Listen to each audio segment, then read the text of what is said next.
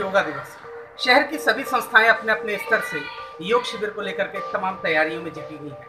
ऐसे में आर्य समाज की ओर से आर्यवीर और वीरांगना शिविर के तहत योग प्रशिक्षिका के रूप में आज एक नाम बहुचर्चित है। आइए बात करते हैं एक ऐसे नाम की जिन्होंने योग को ही अपनी कामयाबी की जमानत बनाया है। हम बात कर रहे हैं तबस्सुम आर्य की। जी हाँ, आपने बिल्कुल सही सुना, तबस्सुम आर्य। अगली बातचीत तबस्सुम से।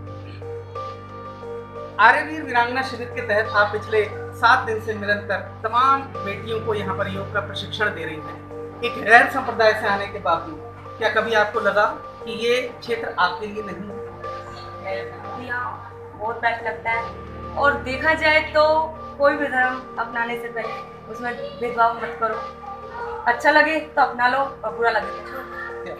अभी आप योग के अलावा क्या करती हैं? पढ़ाई करती हैं? जी, आज 12th क्लास में। योग के प्रति आपका रुझान कब से आपको लगा कि आप 6th क्लास में फर्स्ट टाइम मेरी स्कूल में टीचर्स आई थी, वहाँ पे नाम था, तो वो स्टेट नेशनल ही बच्चों की बात थी, तो स्कूल में चल रहा था योगा, और मैं ऊपर से क्लास में से मेरी पढ़ाई में कुछ ज़्यादा रुचि थी, तो मेरी सारी फ्रेंड्स कर रही थी, तो उस टाइम योगा को नहीं जानती थी योगा क्या था। देखा, उन्होंने मुझे बुलाया। देखने के बाद फर्स्ट टाइम जब देखा मैंने, तो उन्होंने मुझे बुलाया, तो मैंने जब करके दिखाया उन्हें, तो उन्होंने मुझसे पूछा आपने फर्स्ट टाइम कभी या पहले योगा पहले कभी किया है? मैंने नहीं मैम, मैंने फर्स्ट टाइम योगा कर रही हूँ, और फर्स्ट टाइम ही मेरा यहाँ पे वो है। उसके बाद उन्होंने मुझसे 1-2 आसन करवाया। करवाने के बाद मेरे उतने आसन नहीं थे जो और लड़कियाँ कर रही थी, क्योंकि वो पहले से योगा कर चुकी थी। करने के बाद हमारा जैसे डिस्ट्रिक्ट होता है, डिस्ट्रिक्ट होने के बाद उन्होंने मेरे को सिलेक्ट नहीं किया, तो मुझे बहुत दुख हुआ कि मैं सिलेक्ट नहीं हुई या मैं नहीं गई। उसके बाद उन्होंने बोला जो खड़े होकर चक्रासन कर ले, खड़े होकर चक्रासन कर लेगा उसको मैं लेके जाऊँगी। तो मैंने मेहनत करी, बहुत प्रैक्टिस करी। उसके बाद मेरा डिस्ट्रिक्ट गई, डिस्ट्रिक्ट में सिलेक्शन हुआ स्टेट के लिए, स्टेट से मेरा सिलेक्शन हुआ, फिर मैं वहाँ से फर्स्ट प्राइज़ लेके आई। फर्स्ट प्राइज़ लेने के बाद मेरा इंटरेस्ट बहुत ज़्यादा बढ़ गया, और स्कूल में हमारे 7000 बच्चे हैं।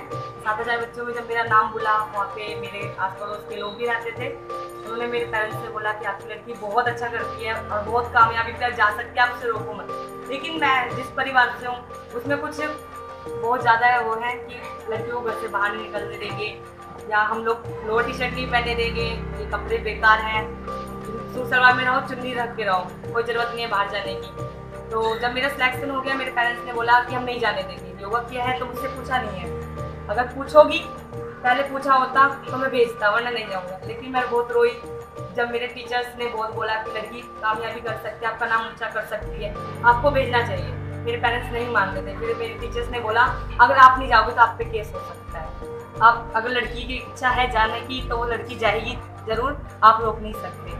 उसके बाद मैं गई, वहाँ से फर्स्ट प्राइज़ लिया। लेने के बाद मेरे पापा को बहुत खुशी हुई। फिर उसके बाद योग से उन्होंने मुझे कभी रोका नहीं। लेकिन आर्यवीर जो वीरांगना दल था, जब पापा को पता चली कि ये संस्था ऐसी है, तो उन्होंने मुझसे एक ही बात बोला, बेटा सनातन धर्म में आपको नहीं प्यार मिलेगा या आपको नहीं मान मिलेगा। लेकिन जब फर्स्ट टाइम मैंने आर्य वीरांगना कैंप किया तो मुझे बहुत अच्छा लगा। वहाँ मेरा नाम जैसे लिया, सुना लोगों ने, तो उसके बाद वहाँ पे कुछ जैसे बौद्धिक होते हैं, बौद्धिक लेने के बाद कुछ मुसलमानों के ऊपर बताया गया था कि मुसलमान ऐसे होते हैं, ये होते हैं, वो होते हैं। उस टाइम मुझे इतनी नॉलेज नहीं थी। मैंने बस एक ही बात सोची, मुसलमानों ने ऐसा किया है, उन्होंने ऐसे बोले होंगे या ऐसा काम कर रहे होंगे, उसके बाद ही उन लोगों को बोलने का दुनिया मौका है, मौके पे है, बोल रही है।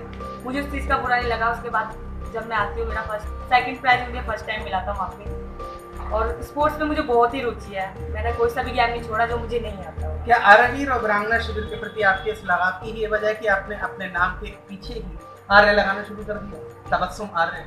जी। तो क्या जब आपने तबस्सुम आर्य लिखना शुरू किया तो कोई पारिवारिक विरोध आपके सामने पेश आया? अभी तक तो नहीं आया। अच्छा, क्या लगता है आपको कि आगे इसमें भविष्य है, इसी में अपनी एक पहचान बनानी है? क्योंकि वो दिन आपके लिए ऐतिहासिक था जब 7000 लोगों के बीच में आपके नाम की शिनाख्त बनी, लोगों ने तालियां बजाई, और आज एक योग प्रशिक्षिका के रूप में आप व्यवस्थित है। तो आपको लगता है कि ये क्षेत्र आपके लिए है, आगे इसमें आपको और बेहतर करना है? क्या तब भी जबकि पारिवारिक सहयोग और क्या तब भी जबकि पारिवारिक विरोध, दोनों परिस्थिति में? जी। अच्छा, डर के नहीं भागो। अच्छा, योग का क्या महत्व है? क्या लगता है आपको कि योगासन हमारे जीवन में क्यों जरूरी है, और योग में ऐसी कौन सी विशेष विधाएं हैं? देखा जाए तो योगा एक स्वास्थ्य के लिए, ताकि लोग क्या करते हैं आज के टाइम में, सारी चीज़ की नकल तो कर रहे हैं, विदेशों की नकल कर रहे हैं, ड्रेस की नकल कर रहे हैं, खाने की नकल कर रहे हैं, लेकिन एक चीज़ नोट नहीं करते, वो लोग हर महीने अपना चेकअप करवाते हैं, मेडिकल करवाते हैं और अपनी हर प्रॉब्लम्स देखते हैं और फिर उसका इलाज करवाते हैं। लेकिन हिंदुस्तानी में ये नहीं है।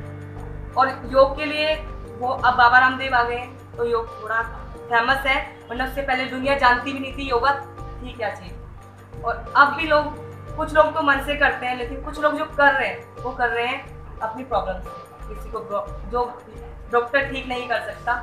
और मेरा जितना है बहुत अच्छा है, ईश्वर ने मुझे इतनी अच्छी देन दी है जो मुझे हर बॉडी के पॉइंट्स खोले हुए हैं, हर चीज़ में जैसे मुझे बुलवाना चाहूँ मैं वैसे मुड़ जाती हूँ। क्या कि अगर मैं योग ना करूँ, योग में अगर मैं थोड़े भी पैसे दूँ तो दुख होगा सामने वाले को कि फालतू की चीज़ें सीख रही है, कुछ नहीं होने वाला। लेकिन वही पैसा हम लोग डॉक्टर के पास जाते हैं, एक बार में डॉक्टर बोलता है 1000 रुपये चाहिए, 2000 रुपये चाहिए, हम तुरंत दे देते हैं। लेकिन जो चीज़ हमारे लिए हमें पता है जिससे हम एनी टाइम ठीक होने वाले, स्वस्थ रहने वाले, वो चीज़ हम नहीं करते। ओम की ध्वनि से कोई परहेज? नहीं, परहेज तो नहीं है, लेकिन ओम की ध्वनि से बहुत ज़्यादा फायदे हैं।